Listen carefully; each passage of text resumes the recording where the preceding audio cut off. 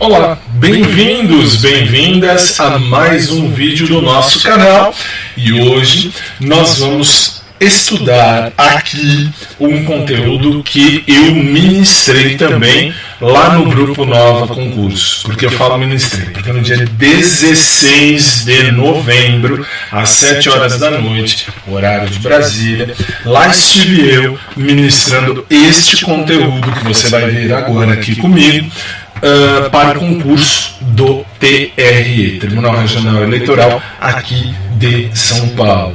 E aí nós vamos estudar nesta aula duas leis, a lei das eleições e a lei que trata também do fornecimento de carros para levar aí a galera, para voltar a galera lá da zona rural. Desculpe, a voz não está 100%, porque trabalhar faz parte, é necessário, e vamos trabalhar, porque trabalhar faz bem.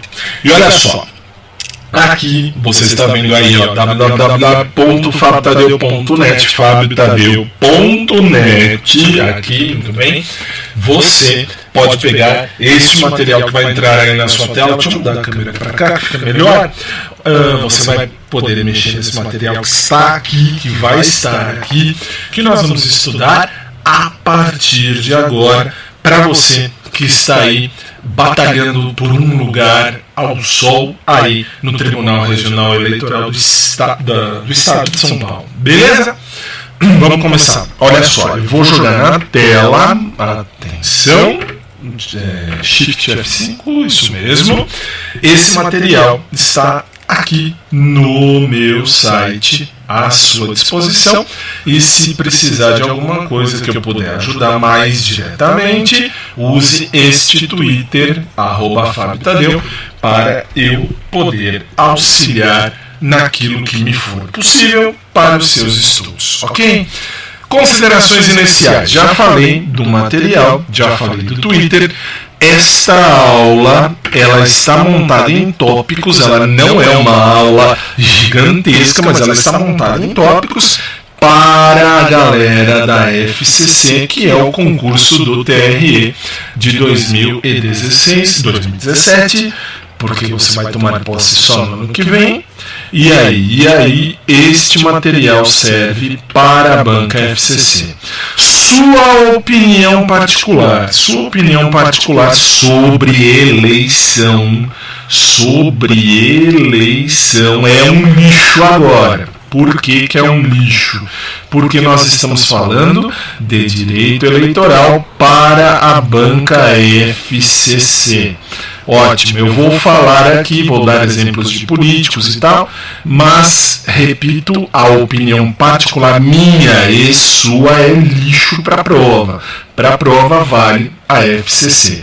Essa aula serve para otimizar os seus estudos. É a mesma aula, repito, que eu ministrei no Grupo Nova no dia 16 de novembro de 2016, às 7 da noite, horário de Brasília, lá no Facebook da Nova e no YouTube também da Nova Concursos. Professor, você vai falar das súmulas? Já te falo já. Naquele primeiro vídeo que eu montei um slide sobre as súmulas, eu disse, estude estas súmulas. Súmula para o TSE é importante, não tem jeito, para o Tribunal Superior. Professor, mas e aí o TRE? Também. TRE está direcionado ao TSE, portanto, você tem que estudar. Estude, leia. Nós vamos falar neste canal aqui, no meu canal do YouTube, você vai ter uma aula onde nós vamos falar das súmulas, ok? Só para deixar claro, beleza? Mas isso mais para frente. Dúvidas? Se você tiver alguma dúvida, você tem o meu Twitter, conforme eu já te falei, é o canal mais rápido para falar comigo. Se for via WhatsApp, eu respondo, eu leio tudo e respondo, só que eu demoro um pouquinho, porque em WhatsApp eu recebo em média de 90 a 100 mensagens por dia, leio tudo e respondo tudo, ok? Vamos lá.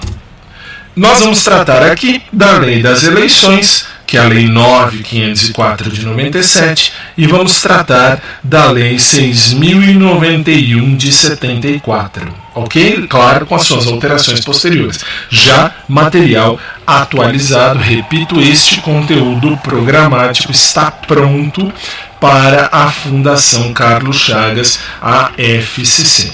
Ok? Vamos lá. Primeiro, eu preciso falar para você das cláusulas pétreas da Constituição. Por quê? Veja só. No site do Senado, neste site, você vai encontrar esta definição. Cláusulas pétreas, dispositivo constitucional que não pode ser alterado nem mesmo por PEC, proposta de emenda à Constituição. Cláusulas pétreas são aquelas que estão no artigo 60, parágrafo 4º da Constituição. São elas: a forma federativa do Estado, o voto direto, secreto, universal e periódico, grife, a separação dos poderes e os direitos e garantias individuais, ok? Estes ou estas são as cláusulas pétreas. Por que eu estou dizendo isso? Olha lá, o voto ele tem que ser direto, é o que me interessa aqui para o direito eleitoral. Voto direto, eu voto diretamente em quem eu quiser. Isso cai inconstitucional, mas também vai fazer parte do conteúdo de eleitoral, você vai ver já já. Voto direto, eu voto diretamente em quem eu quiser. Quero ir lá e apertar 99 na urna. Vou apertar 99 e vou votar no candidato 99. Ok. Secreto, ninguém, e eu disse, ninguém deve saber em quem você votou. Vou trazer para mim a imagem, por quê? Porque tem um detalhe importante. Qual é o detalhe importante? Se o voto é direto, eu voto em quem eu quero. O voto é secreto. Por que eu vim para mim com a imagem? Porque muita gente tem o costume de pensar assim: o voto é secreto, eu posso falar, vou votar, sei lá, em um e chego lá, voto em outro. Ok, é possível. Tanto é possível como ninguém sabe. Lembra de uma eleição qualquer aí atrás que aquele velhinho lá, esqueci o nome dele, José Sarney, lembrei, eu também é tão velho, nem lembro mais. Bom, José Sarney foi votar, um monte de repórter estava lá com a câmera filmando de longe e deu para perceber que os números que ele votou eram muito perto, dava a entender que era o 45. Tá bom, por que eu estou dizendo isso? O voto é secreto. Se cair na sua prova, voto secreto é voto secreto. Por que secreto? Porque nem eu, nem você, nem ninguém pode encher o saco para saber quem você votou, em quem você votou.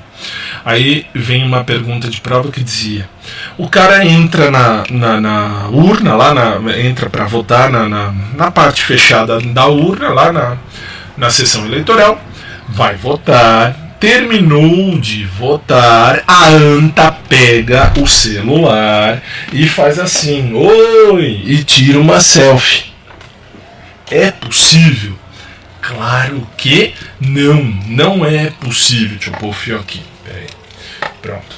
Por que não é possível? Porque o voto é secreto, é crime. Quer tirar uma selfie? Vai tirar uma selfie da onde você vai viajar. Mas não seja anta, não seja burro, não seja imbecil a ponto de tirar uma selfie de você lá dentro da urna ou da zona eleitoral. Mesmo porque não pode entrar com o celular lá onde você vai votar. Tudo bem, o voto é secreto, ninguém pode saber em quem você votou. Ok, vamos lá.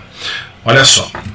O voto é universal. Por que universal? Porque todos devem votar e o voto vale igualmente. Todo mundo vota e o voto é válido igualmente. Leia-se, dos 18 aos 70, todo mundo vota. 18 anos a 70 anos. 16 a 18 anos, você não é obrigado a votar. Acima de 70 anos não é obrigado a votar. Então essa galera de 16 a 18 e mais de 70 não são obrigados a votar. Tem outras possibilidades que você não é obrigado a votar, mas para sua prova vale o que está aí, porque a FCC te pergunta com o que está aí. E por que periódico? Porque há um período para que eu pratique o escrutínio. Que nome feio! Escrutínio é o voto. É o voto. Vou votar. Ótimo, se você vai votar. O seu voto é o escrutínio. O período hoje é de 2 em 2 anos. Espera aí, professor, calma aí. Eu não entendi uma coisa. Que coisa você não entendeu? Eu não entendi. Você falou, o voto é periódico. É verdade, vem pra cá. O voto é periódico, ok. Periódico por quê? Porque de tempos em tempos, você, eu e todo mundo de 18 a 70 anos, temos que votar e vamos votar. De 2 em 2 anos. Por quê? Porque, por exemplo, 2016, neste ano votamos em prefeitos, vereadores. E ótimo, legal, tá votado, prefeitos e vereadores. Daqui a 2 anos vamos votar para presidente da República, governadores, deputados, enfim, toda a galera. Ok, legal.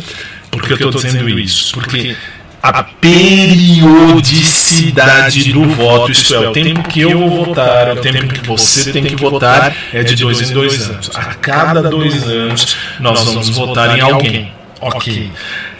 A periodicidade do mandato. Mandato é a outorga do poder. Mandato, o tempo que cada um fica lá. 4 anos. E os senadores, 8 anos, ok? Mas isso é passo a passo. 4 anos é o tempo tradicional, vamos chamar assim, de que cada um vai ficar no governo. Beleza. 2 anos é a periodicidade do voto. O voto é periódico. Por isso, eu falei e falo de novo, entre no meu site, pegue este material, grife o que eu falei da periodicidade. Por quê? Porque na prova eles falam da periodicidade do voto e da periodicidade do mandato. O mandato, 4 anos. Em média, de uma maneira geral, 8 anos senadores. A periodicidade do voto, 2 anos. A cada 2 anos eu vou votar em alguém. Tenho que votar. Desculpe o barulho, mas infelizmente eu estou em casa e de casa sai essa barulheira lá de fora, não tem como. Bom, tudo bem. 2 em 2 anos eu tenho a minha eleição. Então, próxima eleição presidente e governador em 2018. E em 2018 eu vou votar, 2 anos, daqui a 2 anos. Depois, em 2020, eu voto em prefeitos. E assim vai indo. Cuidado com esse detalhe na hora da sua prova. Ok? Vamos voltar na tela, porque eu disse o que eu precisava no começo. Agora vou para a lei das eleições. Lei 9.504 de 97, as suas alterações. Das eleições. O Código Eleitoral, no artigo 23, inciso 7º, diz assim: compete ao Tribunal Superior. Compete ao Tribunal Superior. Compete significa é função. É função do Tribunal Superior Eleitoral. Estou falando do Código Eleitoral. Ok, beleza. Fixar as datas para as eleições de presidente e vice, senadores e deputados, quando não tiverem sido por lei. Já há uma lei que vai fazer isso, mas presidente e vice, se cair na sua prova, e senadores e deputados federais. Cuidado, você de Brasília, deputado estadual, ou melhor, desculpe, vocês do Brasil inteiro, há também o deputado estadual, deputado estadual, há em Brasília, agora sim, para você de Brasília, não há deputado estadual e nem federal, mas há o deputado distrital. Ótimo. O que eu preciso saber? Quem vai determinar a data da eleição é o Tribunal Superior Eleitoral. Quem diz isso? O Código Eleitoral. Está aqui, ó. Código Eleitoral é quem determina isso. Por que eu falei isso? Porque na lei das eleições, no artigo 1º, diz assim: as eleições para presidente e vice, governador e vice do Distrito Federal, prefeito e vice, senador, deputado federal, deputado estadual, deputado distrital e os vereadores vão acontecer em todo o país. Olha a data aqui, ó. 1º domingo de outubro do ano respectivo. Data da eleição. Pode marcar isso aí para você saber. Data da eleição. Sempre 1º domingo de outubro no ano eleitoral, no ano que a gente vai votar. Ok. Aí, olha só, simultaneamente serão realizadas as eleições. Como assim simultaneamente? Ao mesmo tempo. Ao mesmo tempo. Eu voto para presidente e o vice, claro, governador e o vice, deputados federais, deputados estaduais, em Brasília, deputado distrital. Ok. Aliás, eu falei que não tinha deputado federal, tem. Brasília tem, se não me falha a memória.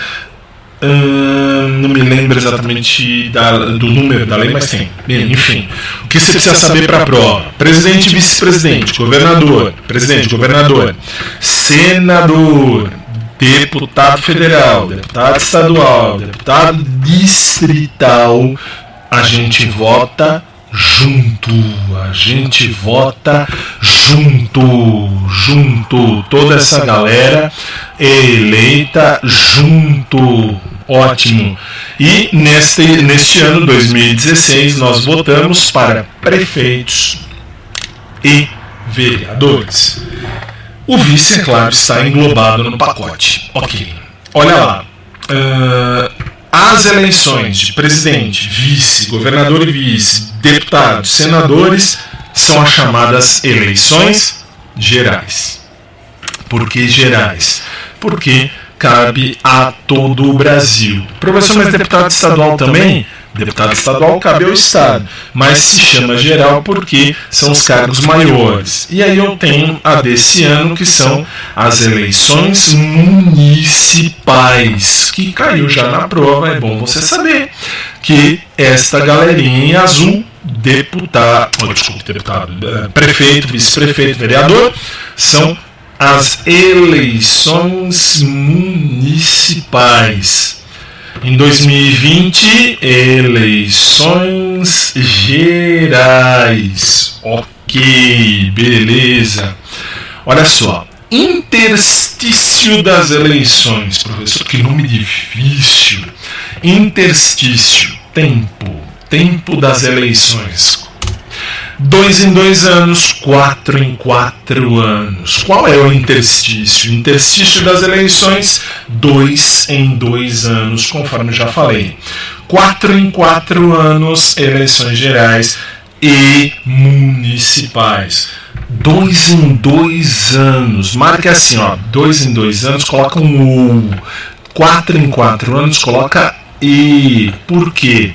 2 em 2 anos, você vota ou para presidente, vereador, presidente, vice-presidente, governador, vice, deputados, senadores, ou você vota, como esse ano você votou, para prefeitos e vereadores. Ótimo. 4 em 4 anos. E por quê? Porque é o tempo que vale, o interstício, o tempo que vale a eleição. Aqui eu estou falando do tempo do mandato dessa galera.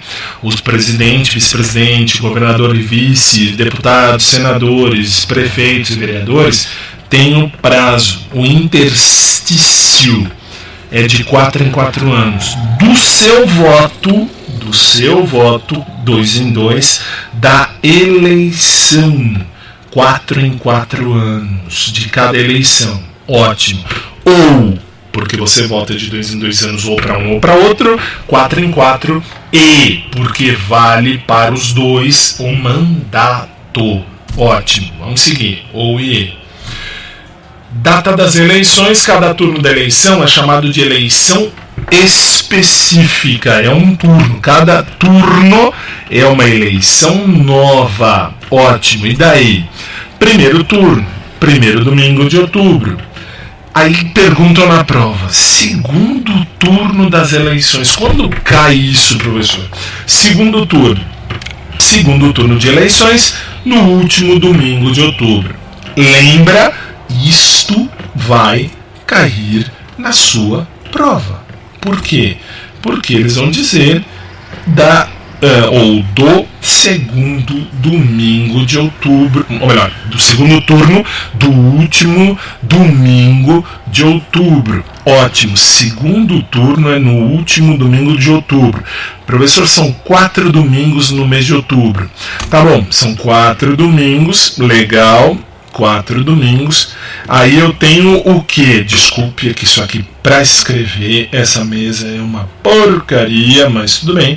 Se são 4 domingos, primeiro domingo e quarto domingo, primeiro turno, segundo turno. Professor, esse ano domingo vão ser 5, ou melhor, dos domingos de outubro serão 5, tá bom? Se são 5, primeiro domingo de outubro, primeiro turno, quinto domingo de outubro é a eleição do segundo turno. Ok. Quando houver, é claro. Segundo turno, o que eu preciso falar para você entender? O segundo turno somente vai existir para quem? Para presidente e para governador. Presidente e governador. Ok, tá bom. Sempre. Ótimo. E prefeito e vice só vai ter segundo turno quando o município, a cidade, tiver mais de 200 mil eleitores. Nesse primeiro momento, vale você saber isso. Segundo turno vale para municípios, prefeito e vice, para cidades, para municípios com mais de 200 mil eleitores. Ok, logo você vai saber um outro detalhe desses 200 mil eleitores. Ok, vamos lá. Única votação para, guarda isso, uma votação só, senadores, deputados e vereadores. Para essa galera, votou, ganhou o maior número de votos, ganhou, beleza, ponto final.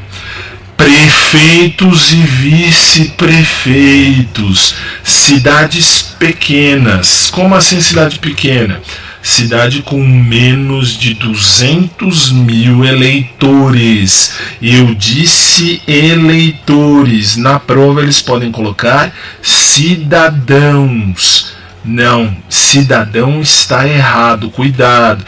A lei é clara. Quando eu tenho menos de 200 mil eleitores, neste dado momento, nesta cidade, posso ter uma cidade com 1 milhão de cidadãos, 1 milhão de habitantes. Posso, sem problema nenhum. Só que, nesta situação, dos 1 milhão de habitantes, 190 mil são eleitores. São menos de 200 mil? São. Então, não tem segundo turno. Menos de 200 mil eleitores, grife, marque, registre, é uma votação só e mais nada, ok? Beleza. E os votos válidos? Os votos válidos têm essa fórmula. Ixi, professor, aí, lá vem fórmula, é matemática. Não, veja só. VV, total de votos. Votos válidos. VV, votos válidos. VT, número de votos. Votos totais menos os votos brancos e menos os votos nulos. Aí eu tenho os votos válidos. Olha lá. Na maioria absoluta dos votos válidos, elimina o segundo turno. Aí eu te falo o que aconteceu aqui em São Paulo. O que aconteceu? Na cidade de São Paulo, vamos imaginar, era 1 milhão de votos. Tá bom. Tivemos aí 1 milhão de votos. 1 milhão de votos. Tá bom. Destes 1 milhão de votos, nós tiramos o valor, os votos totais, votos válidos, vai chegar aí, votos totais, 1 milhão, eu tenho que tirar menos votos brancos. Vamos pensar que os brancos foram 100 mil, tá bom, 100 mil. Vamos pensar que os votos nulos, eu fui lá e anulei o voto, foram também 100 mil. Eu tenho aqui o número de votos válidos.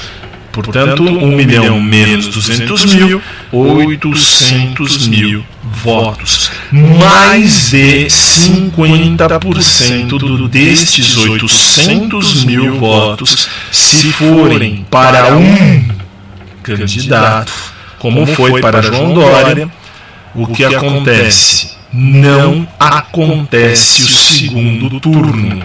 Se um candidato tiver desses 800 mil, eu tenho 400 mil e porque é mais de 50%, 400.001 votos naquele candidato, tirando o voto branco, tirando o voto nulo, eu tenho o número de votos totais que são os votos válidos. Ótimo. Votos totais, tive 1 milhão. Votos brancos, 100 mil. Votos nulos, 100 mil. Então só valem 800 mil. 400.001 votos naquele candidato exclui o segundo turno. Cuidado com isso. Para excluir o segundo turno, marque no seu material para excluir o segundo turno. Nesta maioria absoluta significa 50% mais um dos votos válidos. Ok. E segundo turno só vai haver para cidades com mais de 200 mil eleitores, como eu te falei, não habitantes, mas eleitores, e aqui só para prefeito, só na eleição de prefeito. Ok, legal, tá bom, vamos seguir. Artigo 2º. Será considerado eleito o candidato a presidente ou governador que obtiver a maioria absoluta de votos, não computados os brancos e nulos. Eu já expliquei isso. Presidente e governador também vale a mesma regra, ok? Se no Brasil inteiro mais de 50% votarem num presidente, ele está eleito, ok? Se ninguém alcançar, olha aqui, parágrafo 1º, se nenhum candidato alcançar a maioria absoluta na primeira, fazemos a nova eleição, a segunda. Ótimo. E é no último domingo de outubro. Beleza. Fechou. Parágrafo 2º. Se antes de realizar o segundo turno ocorrer a morte, a desistência, o impedimento do candidato, a gente chama o de maior votação para substituir para ele. Vai indo de acordo, claro, com o número de votantes, o de maior votação. Se antes de realizado o segundo turno. Ok. Terceiro parágrafo. Se na hipótese dos parágrafos anteriores remanescer em segundo lugar mais de um candidato com a mesma votação, qualificar-se-á o mais idoso. Se numa eleição eu tenho aqui o candidato A, B e C, vamos usar os prefeitos. O candidato A ganhou, sei lá, 30% dos votos válidos, o candidato B e o C ficaram com 20% dos votos válidos, iguaizinhos, certinho. Vamos pensar, 100 mil votos cada um. O que eu faço aqui? Aqui eu tenho que pensar, como está aqui no parágrafo 3º, vale o mais velho, mais idoso. Professor, o B tem 80 anos, ele pode se candidatar? Pode, claro. O C tem 50 anos. Então, o B mais velho já continua do jeito que está, ele entra. Mas vamos inverter. O B tem 35 anos. O C tem 60 anos. Ele ficou em segundo lugar junto com o B, só que o B é mais novo. Então o B está fora da eleição, o C fica para concorrer com o A no segundo turno. Ok. Parágrafo 4º, a eleição do presidente importará do candidato a vice com ele registrado, ok, mesmo impondo na eleição do governador. Prefeito e governador levam os vices junto. Eleições proporcionais. O que eu vou dizer aí? Quais são os cargos que são por eleições proporcionais? Professor, o que é uma eleição proporcional? Não interessa. Ai, como você é grosso. Não, não é. É que você precisa lembrar de um detalhe. Aqui nós estamos estudando para concurso. Eu vou direcionar você para o que cai no concurso. Quer saber detalhes? Depois que você passar no concurso, juro que eu te explico como é que é feita a eleição proporcional, passo a passo, tópico a tópico, legal? É a lei das eleições para a FCC, eles vão te perguntar os cargos que são eleitos através da votação proporcional. Deputado federal, deputado estadual, deputado distrital, vereadores. Deputado distrital para Brasília. Para Brasília. Só. Mais nada. Brasília. Eu não sei mexer nessa caneta ridícula. Ótimo aqui. Brasília. Beleza. Eleições proporcionais. Atenção. Os votos válidos são os dados aos candidatos que estão regularmente inscritos. Claro, voto válido só vale para quem se inscreveu. Ok, para aqueles que estão disputando. Aí eu tenho esta pergunta da sua prova. São duas técnicas de votos. Quais são elas? Coeficiente eleitoral, quociente eleitoral, quociente eleitoral e o quociente partidário. Cai na prova? Cai. Eles te perguntam assim? Te perguntam. Quais são as técnicas de voto? Quociente eleitoral, quociente partidário. São técnicas de voto dentro de uma eleição proporcional, quociente eleitoral, quociente partidário. Ok. Quociente eleitoral, artigo 106 do Código Eleitoral, olha lá. Dividindo-se o número de votos válidos pelos de lugares a preencher em cada circunscrição eleitoral, desprezada a fração se igual ou inferior a meio, equivalente a 1 se superior. Olha lá, no 106, olha lá, para ser um quociente eleitoral, o que eu faço? Divido o número de votos válidos. Lembra lá da nossa eleição? 800 mil. Ok. 800 mil votos válidos. Pelo número de lugares a preencher. Vamos imaginar que naquela Câmara Municipal eu tenho 80 lugares para preencher daquela eleição. Ótimo. O que acontece com isso? O quociente eleitoral, ele será determinado como? Dividindo o número de votos válidos, eu divido 800 mil por 80 lugares. Corto. 81 0 0 0 0 4 zeros 1 2 3 4 10 mil. Tá bom, 10 mil. 10 mil é o que? 10.000 é o quociente eleitoral, isto é, a cada 10.000 votos naquele partido ou naquele candidato, ele leva uma cadeira das 80. Ótimo. Professor, mas e se ninguém chegar? Se ninguém chegar, ganha quem fizer maior número. Mas isso não cai na prova. O que cai na prova é determina-se quociente eleitoral, aquele em que, dividindo-se o número de votos válidos, lembra a nossa eleição, 800.000, dividido pelo número de cadeiras, 80, número de lugares, 80. Aqui eu tenho o número do quociente eleitoral. A cada 10.000 votos, o partido ganha uma cadeira. Ok.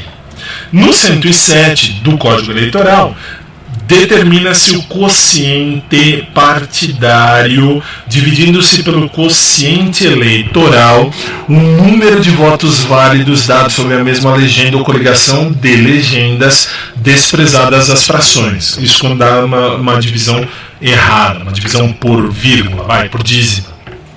Ótimo, olha lá.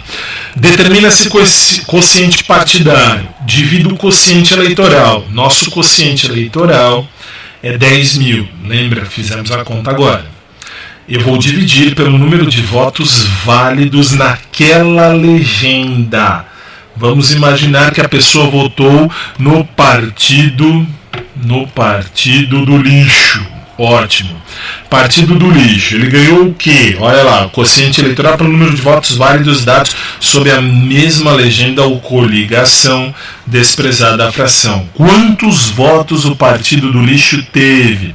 Aí eu estou dizendo partido, legenda, coligação.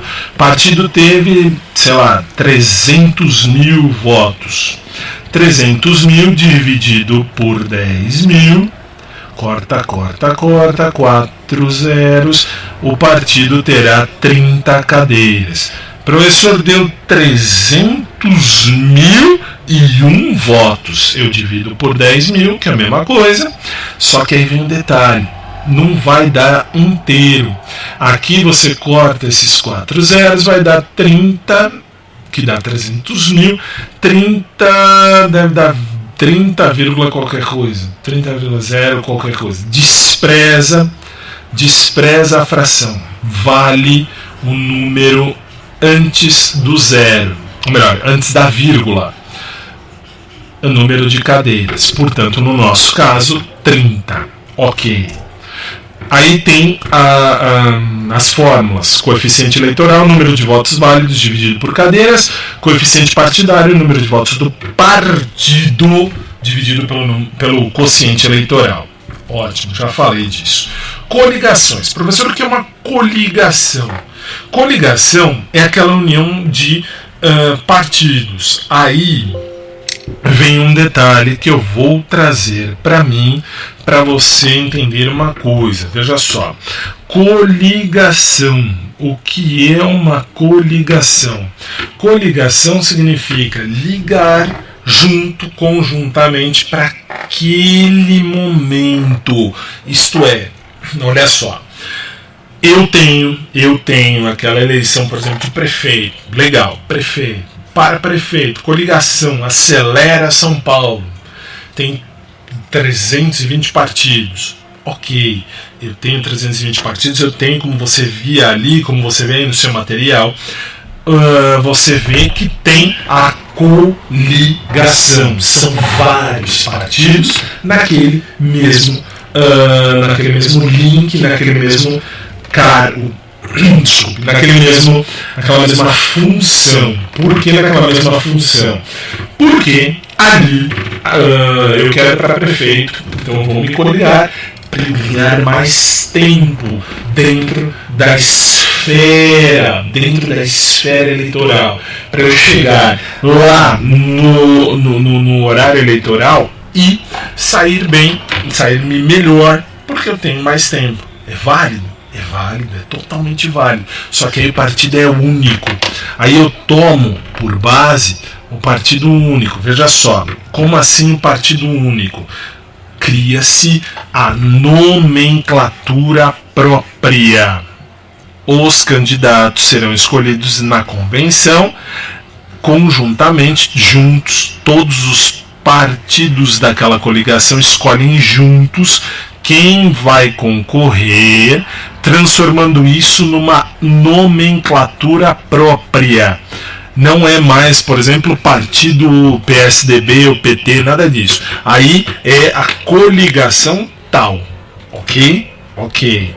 Olha só. É uma coligação temporária, o partido é único e o artigo 6º da lei diz isso, olha lá. É facultado aos partidos políticos dentro da mesma circunscrição celebrar coligações. Para quem? Para eleição majoritária, presidente, proporcional para senadores, deputados, enfim, ou para todas, para ambas, podendo, no último caso, formar mais de uma coligação entre os partidos que integram aquele pleito. Então não importa, eu posso me coligar como eu quiser, partido, posso me juntar como eu quiser, e a coligação ela é por espaço. Por exemplo, em São Paulo o PSDB pode se juntar com o PT, com o PTB, PC, e enfim, no Rio o PSDB pode ficar sozinho, PT sozinho, sem problema nenhum, ok? Agora, detalhe, se eu me coligar para a eleição majoritária, exemplo, presidente. Se eu me coligar para presidente, é óbvio que aí no Brasil inteiro o partido se coligou para presidente. Ok? Seguimos. Isso é pergunta de prova. Isso despenca na sua prova. Atenção! A lei das eleições tem as chamadas barreiras. Que barreiras? Na denominação da coligação. Eu não posso pôr alguns nomes. Que nomes? Olha lá. Não posso coincidir, incluir ou fazer referência a nome de candidato. Por exemplo, coligação João Dória. Não pode. É coligação Acelera São Paulo. Beleza. Não pode coincidir, incluir ou fazer referência a número de candidato. Coligação 45. Não pode. Coligação Acelera São Paulo, ok. Não pode conter um pedido de voto para partido político. Por exemplo, coligação Acelera São Paulo, vote 45. Não pode. É coligação Acelera São Paulo. Guarde esse slide, que isto cai na prova, que são os impedimentos, que são as proibições para as coligações, ok? Vamos lá. Artigo 6º, parágrafo 2º. Na propaganda para a eleição majoritária, a coligação tem que usar a denominação, as legendas de todos os partidos que a integram. Para presidente, por exemplo, para presidente, eu tenho lá coligação Viva Coligação Viva Brasil. Coligação tá bom, vai. Ou Inferno. Coligação, tá bom. Coligação Inferno. Ótimo. Tá bom. Coligação Inferno. Legal. Aí eu vou pôr o nome de todos os partidos. PT, PCdoB, PSDB, sei lá, PX, PI, enfim, todos os partidos do mundo. Ok. Eleição majoritária, eu tenho coligação tal, nome da coligação, e os partidos que a integram estão lá. Agora, na propaganda para a eleição proporcional, deputados e senadores e vereadores, eu tenho, cada partido usa apenas a sua legenda sob o nome da coligação. Por exemplo, PMDB, vote 15. Tá lá, vote 15, ok, pode usar a sua legenda, vote 15.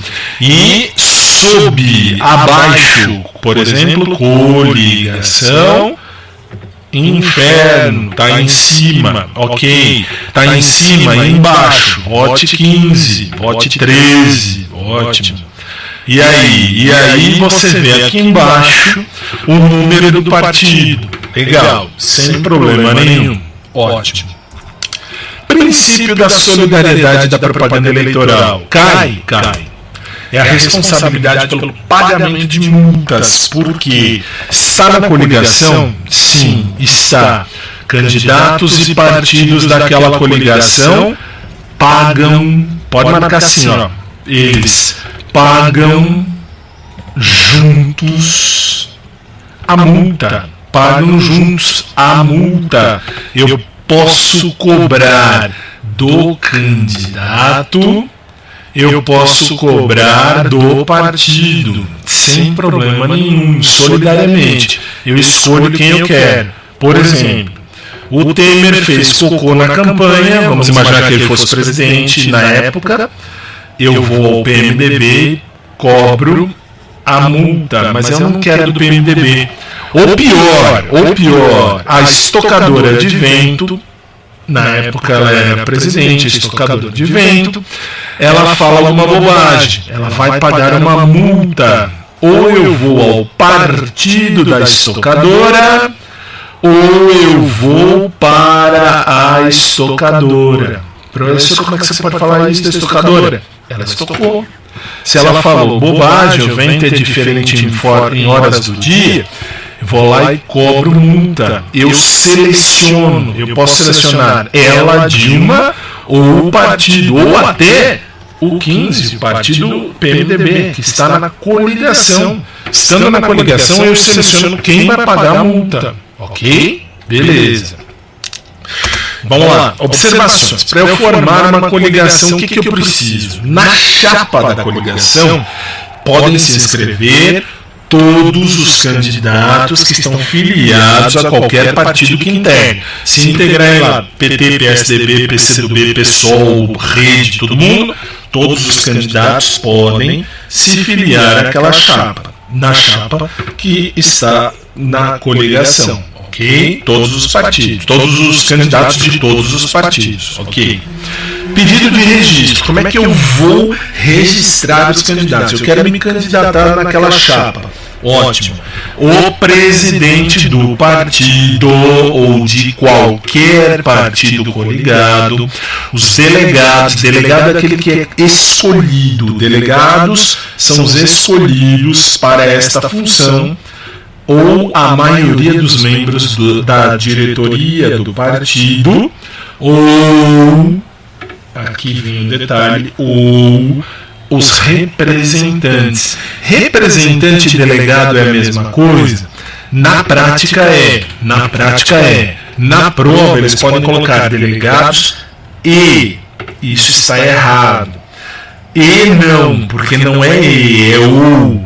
Para registrar o candidato, basta que um destes que eu falei aceitem esta inscrição, aceitem este registro, qualquer um destes pode. E por que pus ou? Porque na prova eles colocam delegados e representantes precisam assinar o pedido de registro do candidato. Está errado ali, essa alternativa é errada, ok? Vamos lá. Eu tenho ainda representação perante a Justiça Eleitoral. O presidente ou o representante ou o delegado indicado pelo partido que compõe aquela coligação entra com a representação na Justiça Eleitoral. Presidente, neste caso, é o representante, é quem está representando a coligação. Ou porque na prova eles põem e o delegado indicado pelo partido é que vai fazer o registro representando, portanto, a Justiça Eleitoral, a inscrição daqueles que estão na chapa daquela coligação, daquele conjunto de candidatos, ok? Detalhe, portanto, na representação, porque é ou o representante, que é o presidente, ou o delegado, que é indicado pelo partido, quem vai abrir essa representação, ok? Esta representação, como é que ela funciona? Ela funciona da seguinte maneira: o presidente ou o delegado, e normalmente é o delegado, que vai indicado pelo partido que compõe, levar a esta justiça eleitoral a coligação. Nós temos uma coligação aqui, eu quero que a justiça eleitoral aprove. 3 delegados vão junto aos juízes eleitorais, 4 se forem ao TRE, ou 5 se forem ao TSE. Na sua prova, cuidado, são 3 delegados quando eu quero colocar a coligação junto a um juiz eleitoral. Se na prova falarem de coligação ao TRE, são 4 delegados que vão ao TRE pedir essa representação. 5 delegados se forem perante o Tribunal Superior Eleitoral, aqui no caso normalmente para presidente, para prefeito, e aqui os juízes eleitorais para quaisquer cargos, normalmente os cargos menores, ok? Mas na sua prova lembre-se que eles vão dizer: para abrir a representação, o presidente e o delegado, e os delegados vão aos juízes eleitorais. São 3 com o presidente. Está errado. São 3 delegados. São 4 cidadãos, sendo 3 delegados e o presidente que vai até a justiça, até o TRE, para registrar, para representar a justiça eleitoral. Está errado, porque são 4 delegados, não é o presidente junto, ok? E 5 perante o TSE. Vamos lá. Como é que eu formo a coligação? Olha lá, eu tenho as convenções partidárias. Lembra disso na hora da sua prova. Ó. Para eu ter uma coligação, eu tenho que fazer uma convenção partidária. Está aqui a data. A data é de 20 de julho a 5 de agosto do ano eleitoral.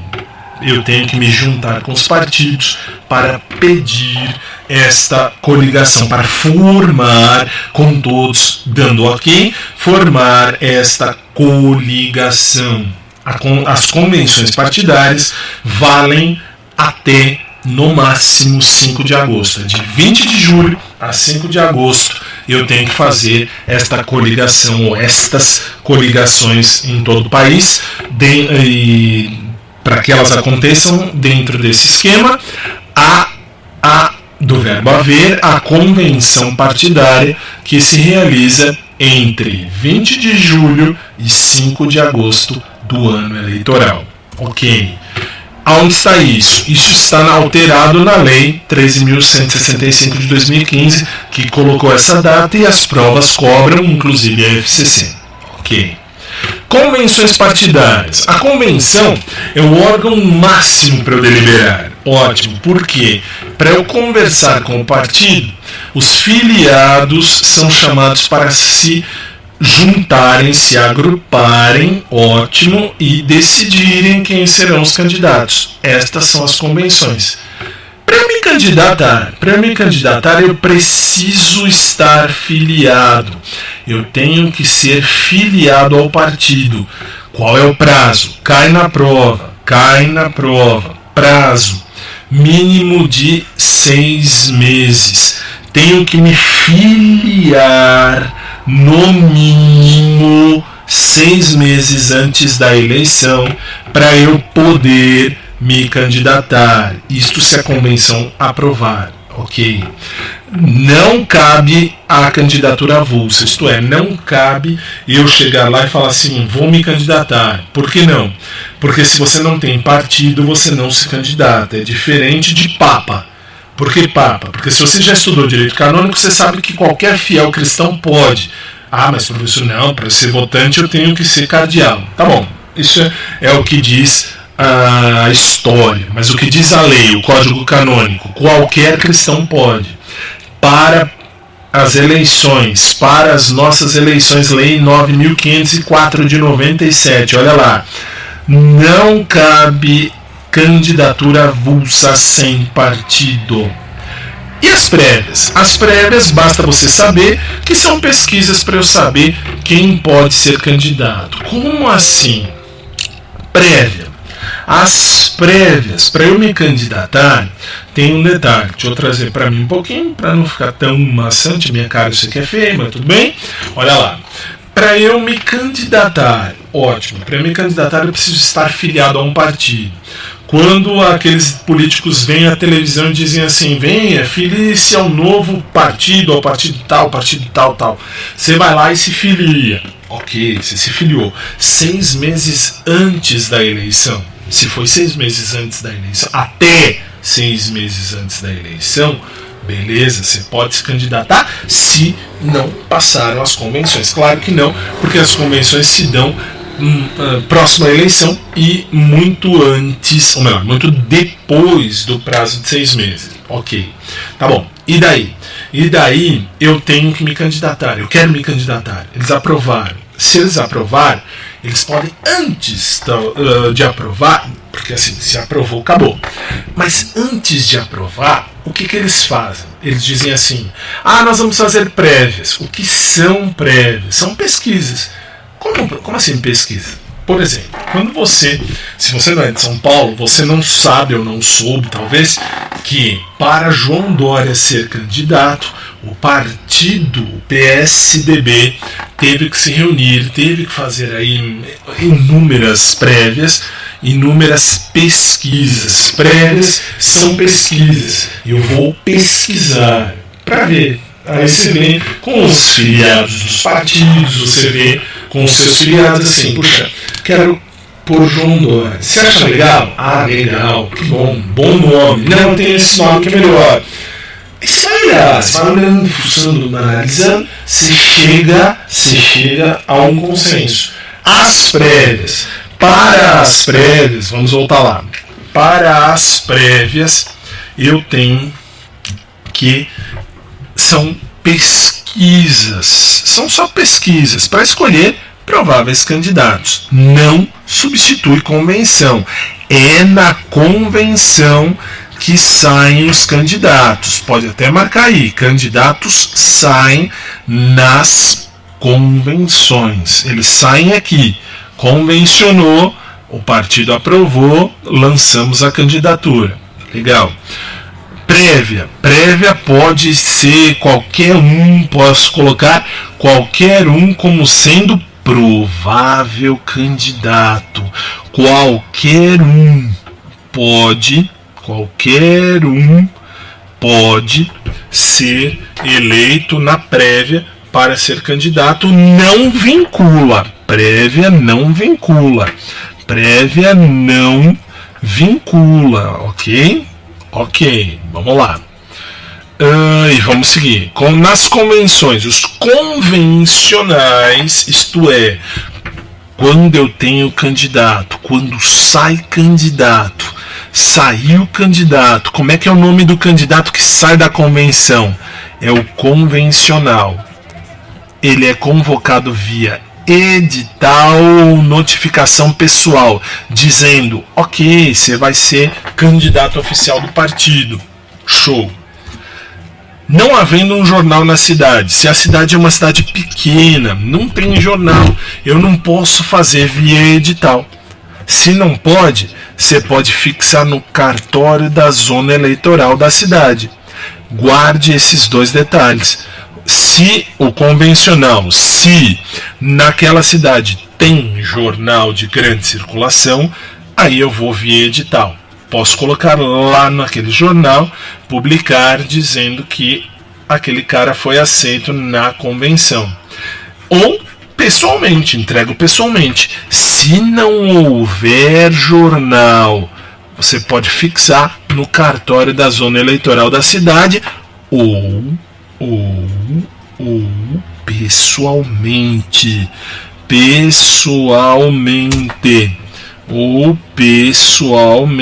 O inferno, pessoalmente.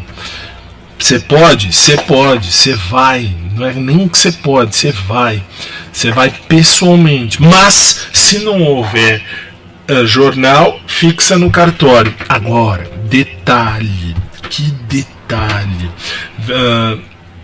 Nas cidades que tem, se tem jornal, ótimo, legal, coloco no jornal.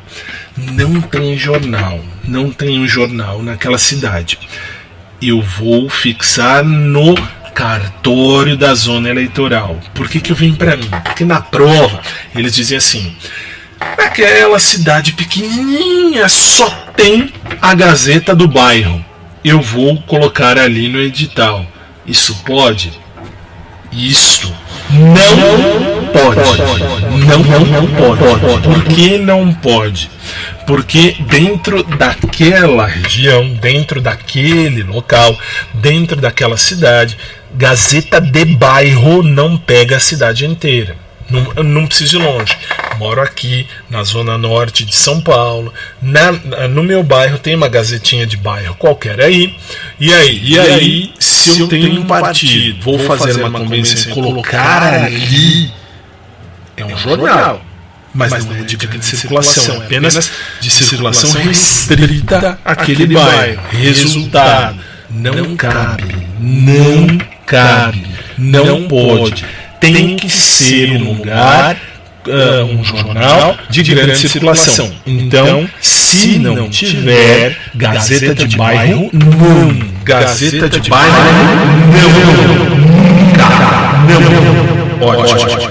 Aí você vai dizer, então vai aonde? Vai para o cartório da zona eleitoral. Ok? Vai lá no cartório, fixo lá na parede, deixo lá um papel dizendo no dia tal, às tantas horas, houve uma convenção, e nessa convenção fizeram ali a escolha daqueles prefeitáveis, que a gente chama de prefeitáveis, que eu vi até na TV, mas são os convencionais. Ok, vamos seguir. Agora, eu tenho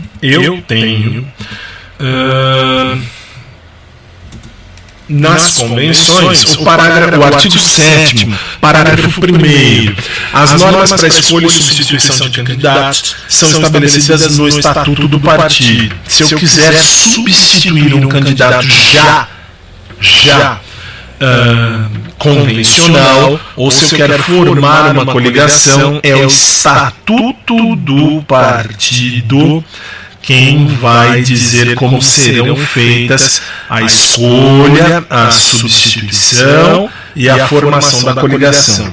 Professor, não tem, está omisso. Se estiver omisso, não tem no estatuto, cabe ao órgão de direção nacional do partido estabelecer essas normas.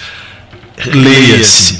Quem vai fazer isso é a direção nacional do partido até 180 dias antes das eleições, portanto, 3 vezes 6, 18, 6 meses antes das eleições é a data máxima para a direção nacional dizer assim: vamos fazer a formação da coligação tal, a escolha dos candidatos são estas, e como é que eu faço? Aí eu publico no Diário Oficial da União, aqui, para que eu possa substituir alguém, escolher alguém ou formar uma coligação, tenho que publicar no DOU, Diário Oficial da União.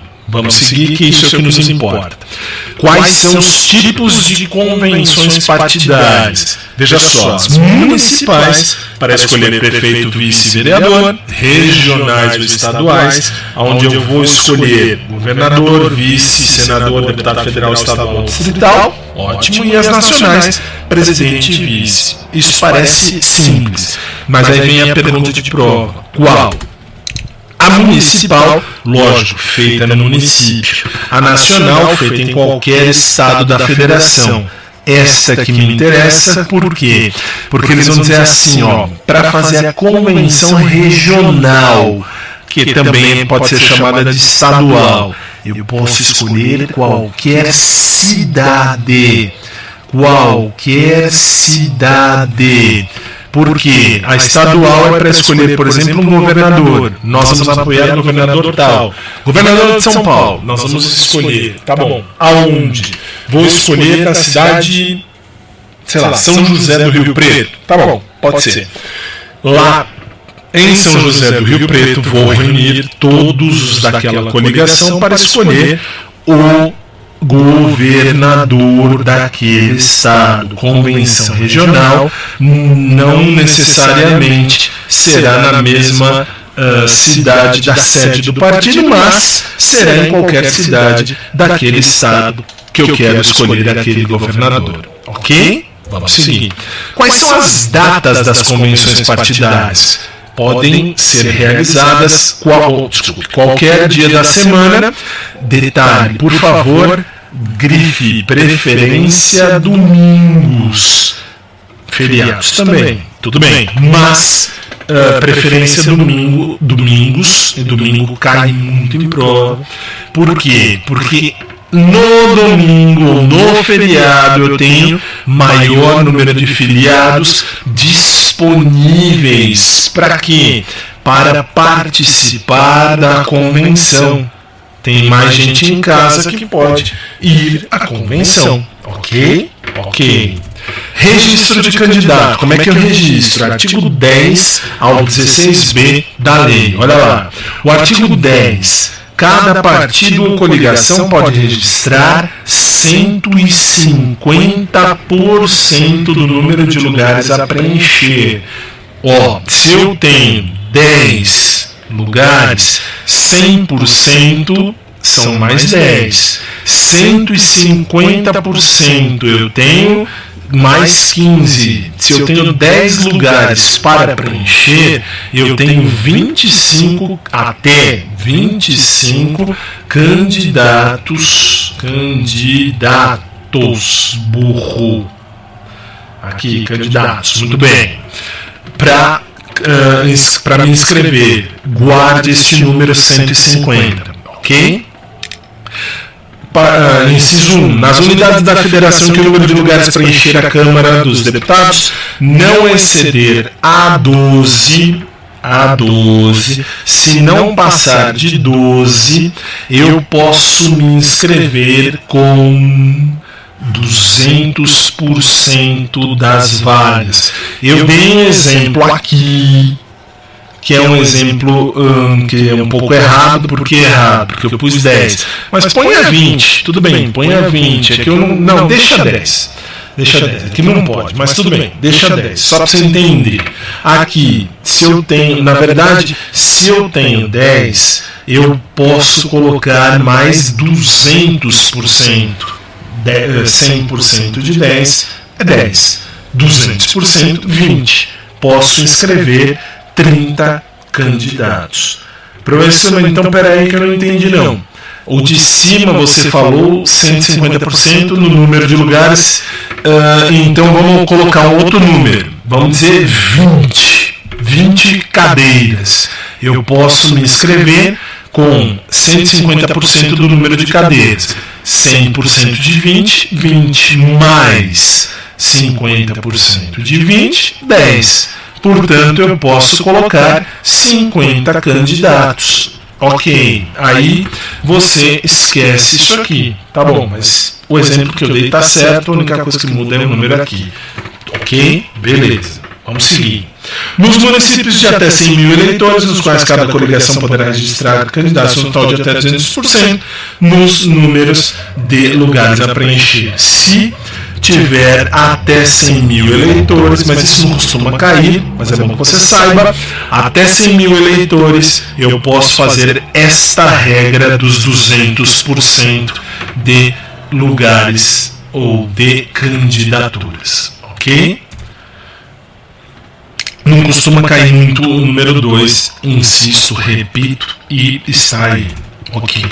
Parágrafo 3º. Do número de vagas resultantes das regras previstas, cada partido ou coligação preencherá um mínimo de 30% e o máximo de 70% para a candidatura de cada sexo. Isto é, para cada vaga que eu tenho das regras que nós vimos aí, eu tenho que colocar de 30% a 70% entre homens e mulheres para preencherem as vagas daquele daquele partido. Então o partido tem que dividir entre homens e mulheres. Ok.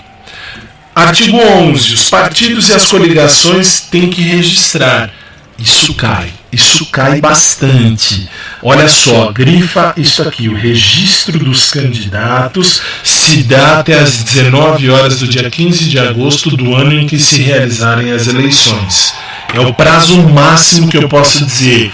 Tribunal Regional Eleitoral, Tribunal Superior Eleitoral, eu tenho, sei lá, X candidatos a vereadores, a deputados, este é o nosso candidato a governador, a presidente, a prefeito, é até às 7 da noite do dia 15 de agosto do ano da eleição.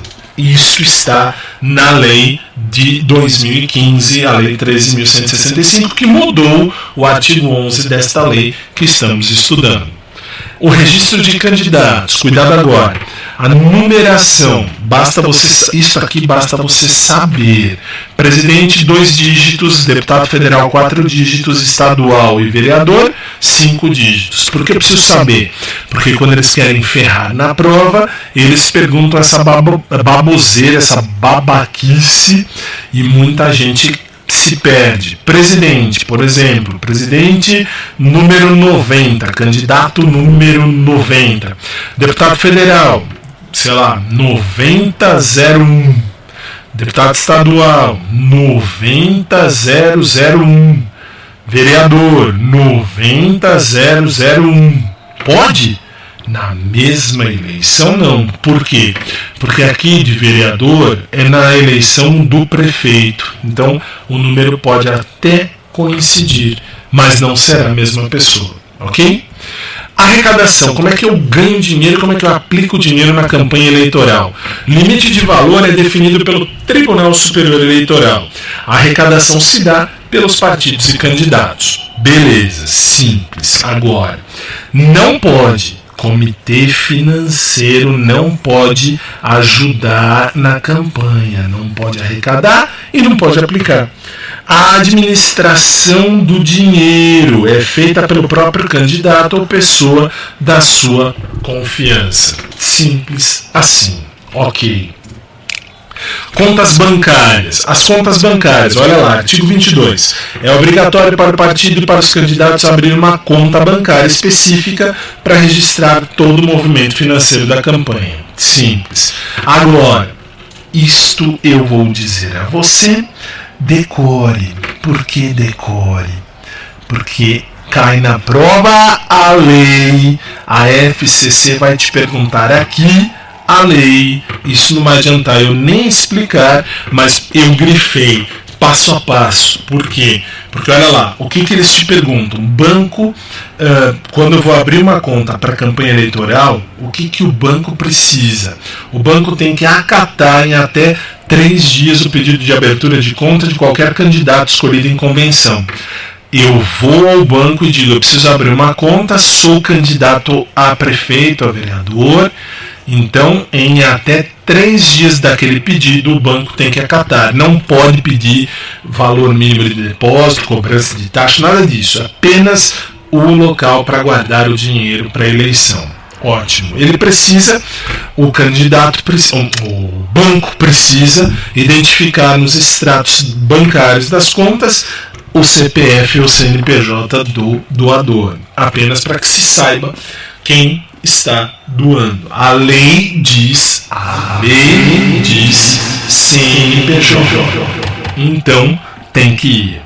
E no caso de encerramento de conta, no final do ano daquela eleição, transfira-se a totalidade para a conta bancária do órgão de direção do partido. Isto quer dizer, por exemplo, o Dória gastou 5 milhões, diz ele, do próprio bolso. Tá bom, ele depositou ali, ótimo. Depositou na conta, sobrou quanto? 1 milhão? Esse 1 milhão vai para o órgão de direção do partido, não volta para o Dória.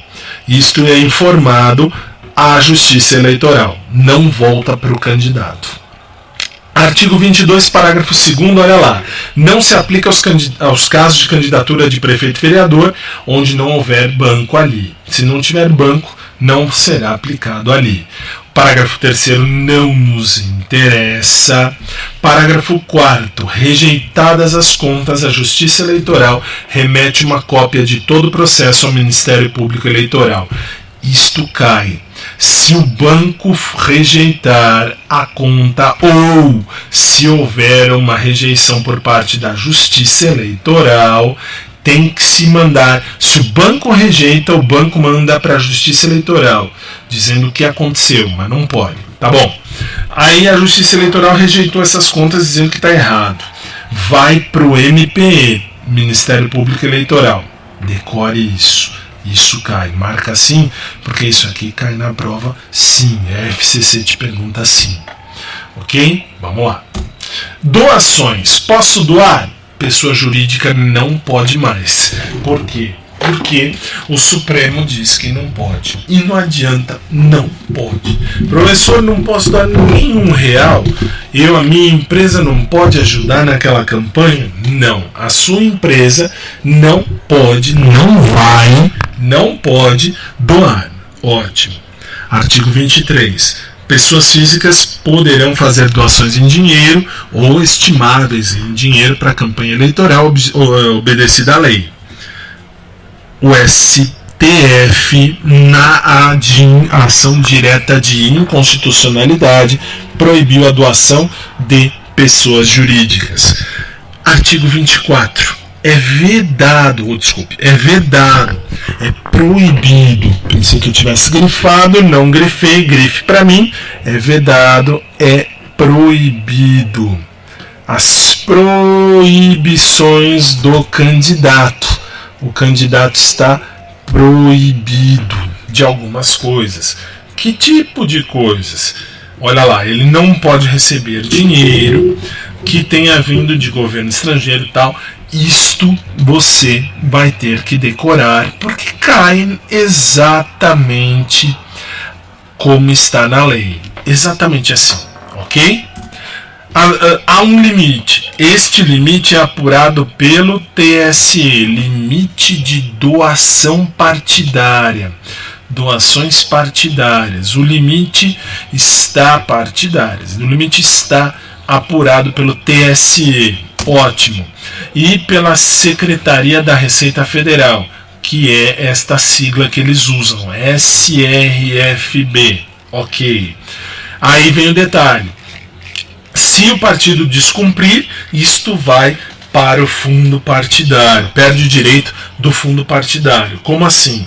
Se o limite estiver errado, o partido político perde direito do fundo partidário das eleições seguintes, do ano seguinte, ok?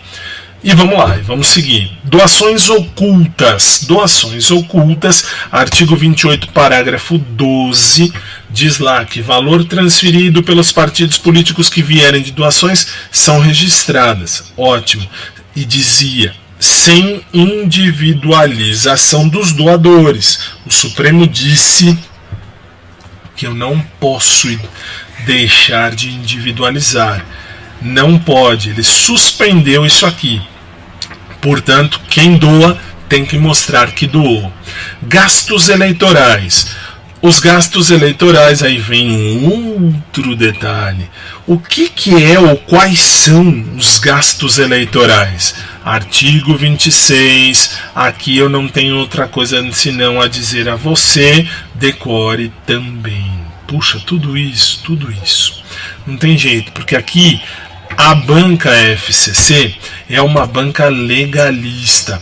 Sendo legalista, ela pergunta a lei, ela pergunta a letra da lei, ela te pergunta detalhes, ela te pergunta pedaços, momentos da lei. E isso é uma pergunta que ela faz.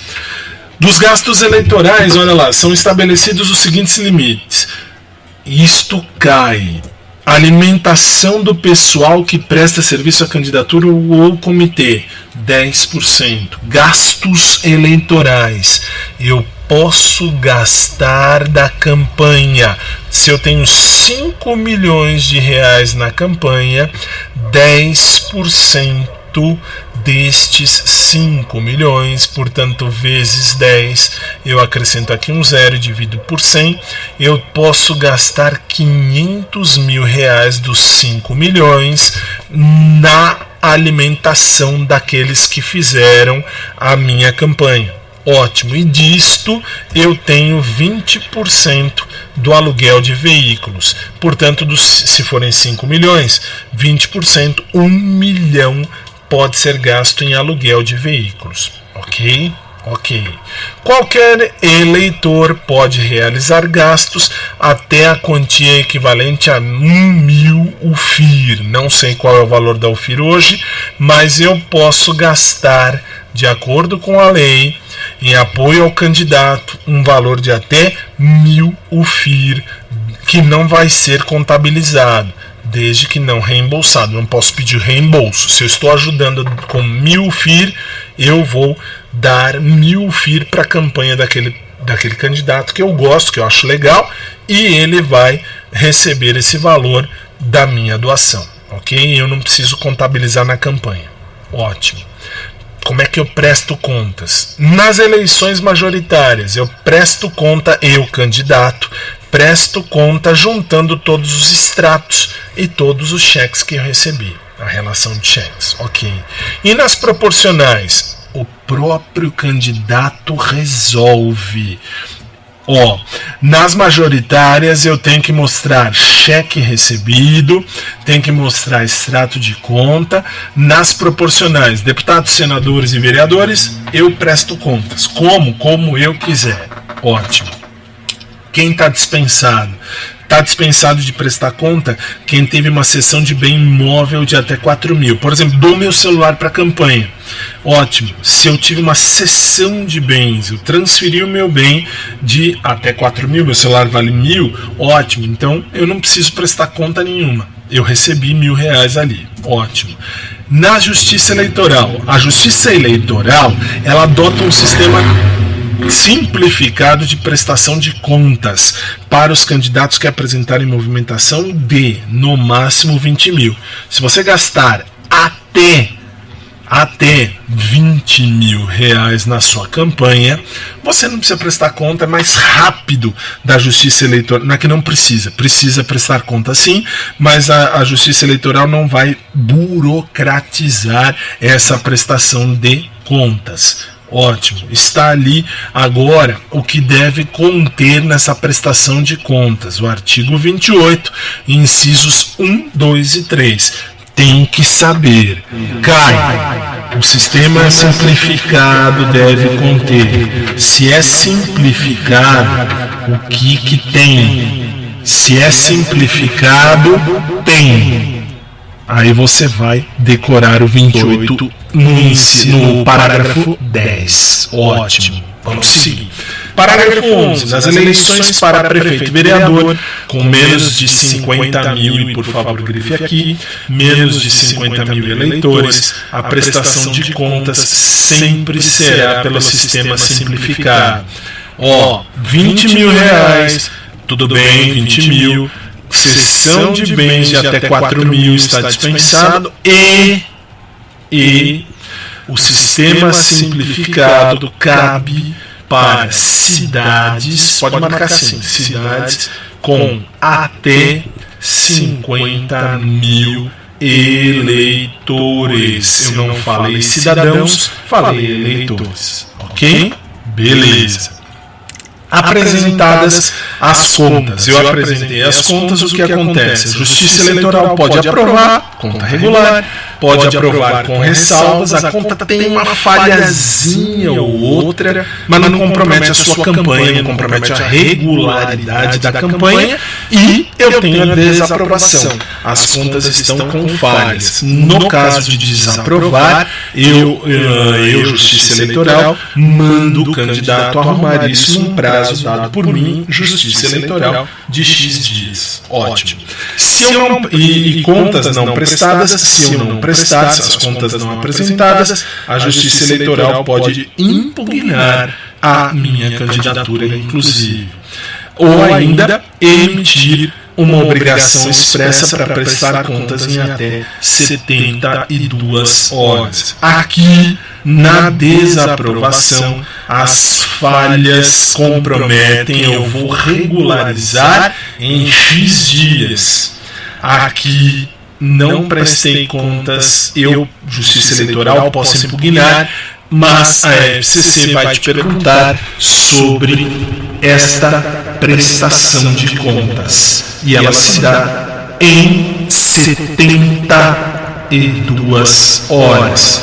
Esse em 72 pode vir na sua prova em até 72 horas. Ok? Ok.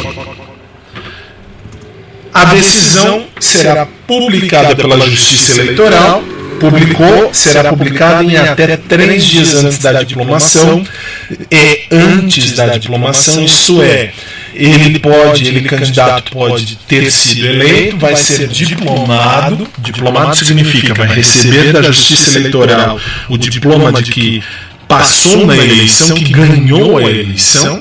Ótimo, e até 3 dias antes, se a eleição antes da diplomação, se a eleição foi agora em outubro, nós estamos em novembro, da data da gravação desse vídeo, e aí eles vão ser diplomados em janeiro, aí a partir de 31, 30, 29, em até 3 dias antes da diplomação, 29 de dezembro, eu tenho que, no máximo no dia 29 de dezembro, publicar essa aprovação ou desaprovação das contas. Se for recorrer, eu, candidato, recorro ao órgão superior da Justiça Eleitoral também no prazo de 3 dias. 3 dias da data da publicação. Por exemplo, 29 de dezembro é o prazo máximo, publicou, saiu no DO, eu tenho até 1º de janeiro do ano seguinte para recorrer daquela decisão. Ok? Ok. Representar, se a conta tiver em desacordo, eu posso representar. Eu, candidato, represento, escrevo por escrito à Justiça Eleitoral 15 dias da diplomação, relatando os fatos e mostrando as provas. Se aquela conta que eu te mostrei aqui atrás, vou voltar, saiu aqui, as contas foram desaprovadas, você vê aí na tela, eu tenho X dias. Esses X dias são 15 dias da data da diplomação.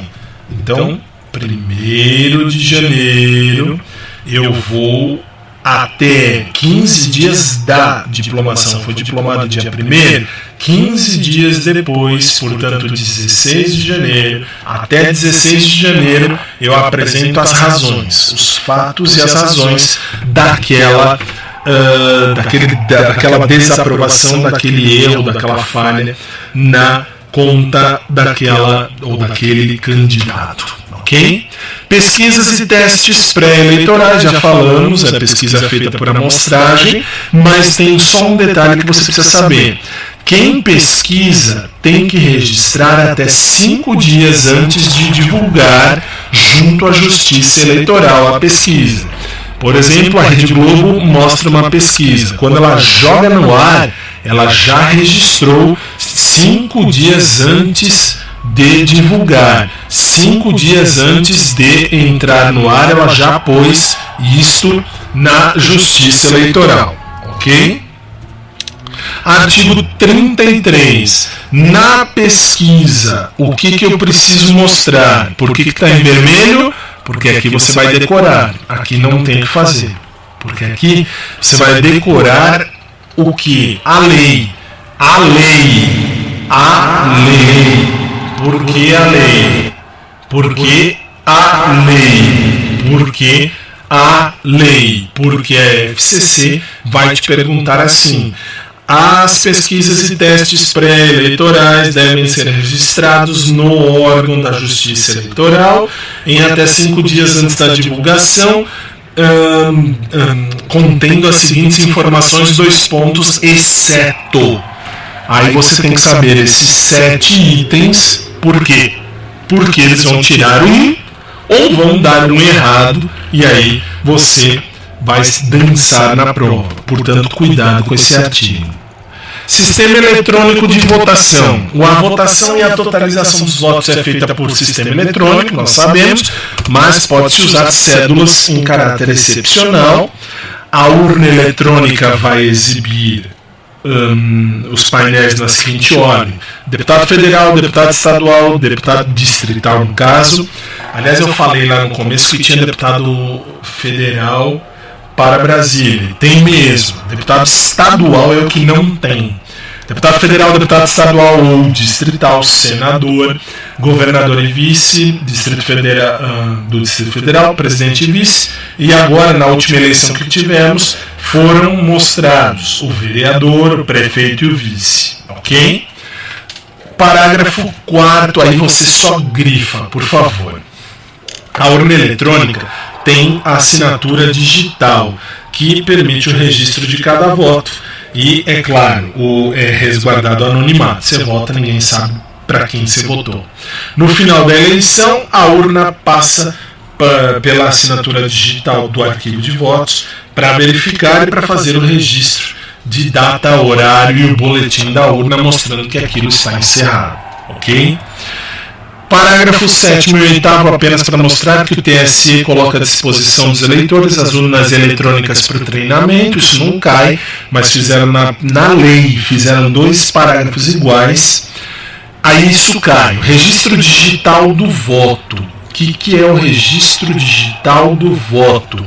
É quando você vota. O voto que você põe na urna, quando faz aquele barulhinho no final, piriri, que faz o fim, está registrado, foi registrado digitalmente o voto, porque a partir do RDV, do registro digital do voto, é emitida a zerésima. Zerésima é no começo do dia, mostrando que naquela urna não tem voto. Faça um registro mostrando que não há voto. A urna, ela trabalha offline, ela é fora da internet, então não tem ataque hacker. As mesas receptoras, para eu fechar essa lei, as mesas receptoras, elas são compostas da seguinte maneira: são 6 componentes pelo TSE. Se a pergunta da sua prova disser a mesa receptora, segundo a orientação do TSE, se dá da seguinte maneira: é um presidente, um primeiro mesário, um segundo mesário, 2 secretários e um suplente. São 6, ok. Agora, se for com relação ao TRE, Tribunal Regional Eleitoral, eu tenho 2 a menos. São 4 componentes. Um presidente, um primeiro mesário, um segundo mesário e um secretário, que é o que são o que formam a mesa receptora, quem vai receber o voto. Quem está impedido de compor a mesa, quem não pode fazer essa mesa? Os candidatos e seus parentes, qualquer parente de qualquer grau. Eu sou um primo distante do candidato, você está fora da mesa receptora. Membro de diretório de partido político, desde que exerça a função executiva. Se for membro de partido político, não pode. A autoridade, agente policial e funcionário de confiança do executivo também não. E todos os que pertencem ao serviço eleitoral, você que vai prestar TRE vai entrar, você não poderá trabalhar na data da eleição, porque você já pertence ao serviço eleitoral. Agora, para fechar o nosso estudo, eu vou falar da Lei 6.091 de 74, que é a lei que trata dos transportes, né? Da parte de transportes. É um pouquinho mais rápido, tá tudo certo dentro do tempo, é uma aula um pouco maior, mas vamos lá, olha lá. Todos os veículos e embarcações devidamente abastecidos e tripulados, pertencentes à União, Estados, Territórios e Municípios, podem ser requisitados pela Justiça Eleitoral com um prazo de antecedência de 15 dias em relação ao pleito. Portanto, todos os veículos, todos os barcos, todos os veículos que sejam da União, dos Estados, dos Territórios e dos Municípios, a Justiça Eleitoral pode requisitar, como ela requisita um prédio para fazer a votação. Ótimo. E como é que faz isso?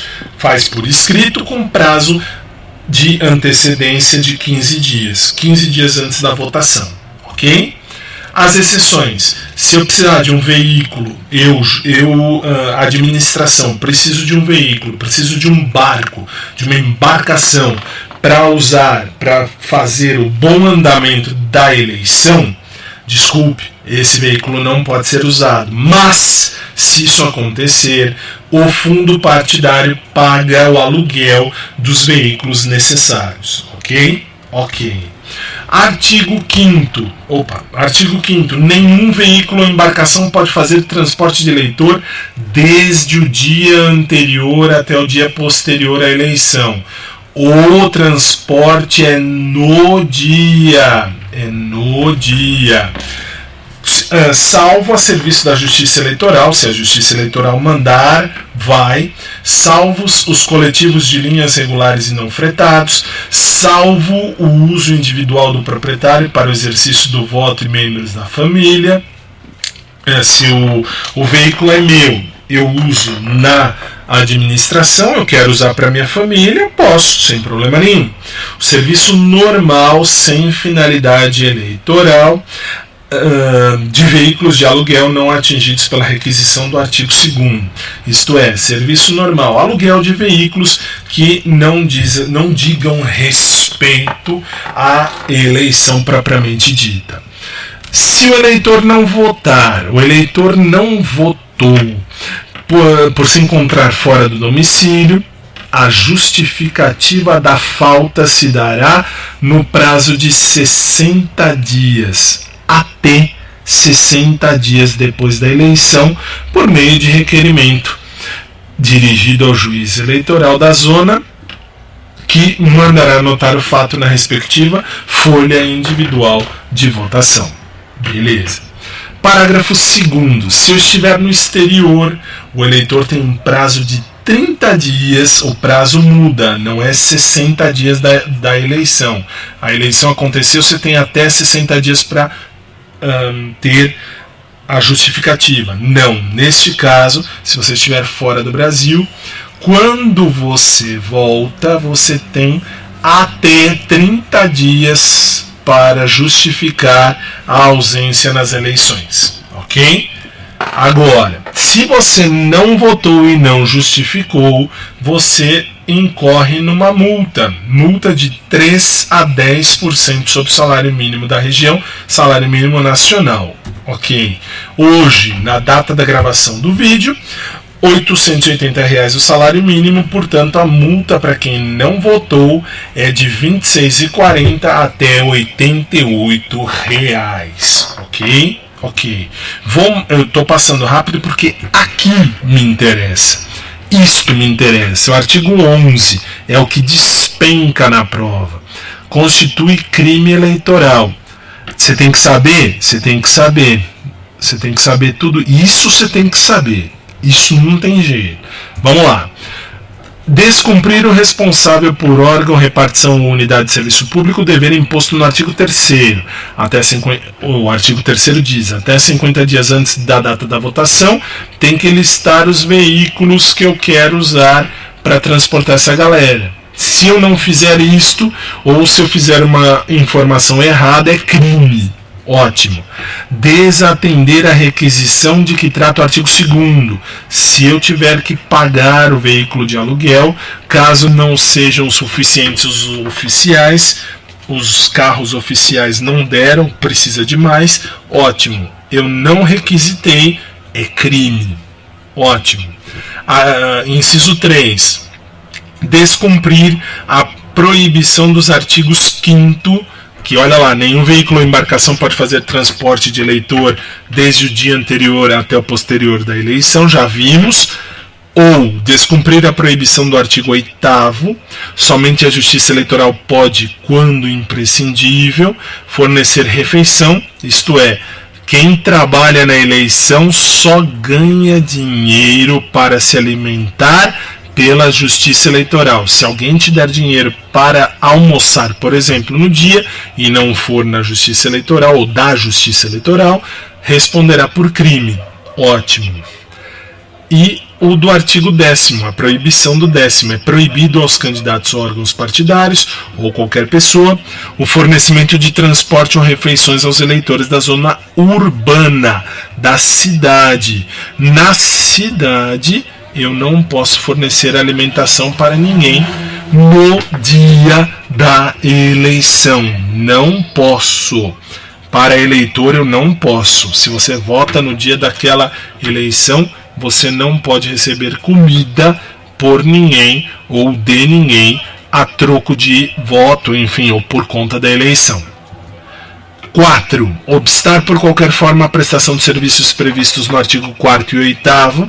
Quarto, 15 dias antes do pleito, a Justiça Eleitoral divulga o quadro geral de horários, de percursos e horários para os transportes, isto é, se eu prejudicar, se eu não conseguir, se eu bloquear a prestação do serviço, se eu não deixar divulgar qual vai ser a lista de carros, de automóvel, barcos, enfim, para o transporte dos eleitores, ou ainda, se eu fornecer refeição à galera da zona rural, se eu dificultar, aliás, o fornecimento da alimentação para a galera da zona rural, eu respondo por crime. Ok. 5. Usar em campanha eleitoral no decurso dos 90 dias que antecedem o pleito veículos e embarcações pertencentes à administração.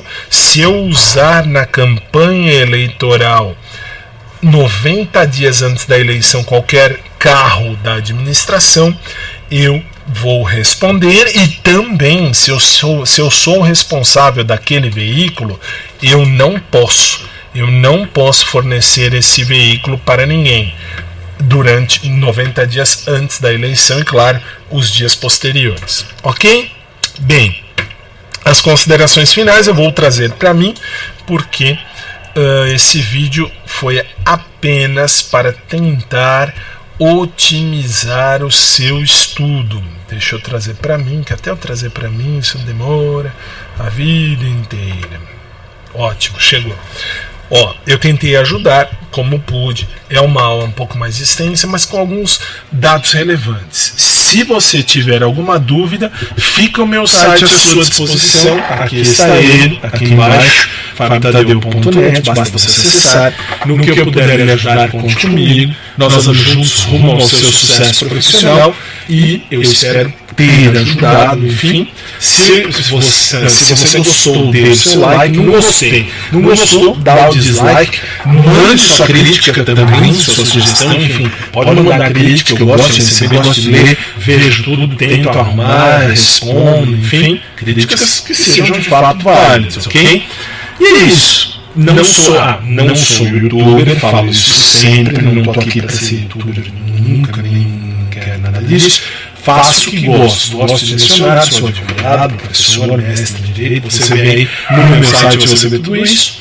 E aí, a gente se fala no próximo vídeo. Ainda tem até o cachorro latindo. Ainda bem que acabou a gravação. Minha gente, fiquem em paz, fiquem com Deus. E até a próxima, se Deus quiser. Valeu, gente. Até mais.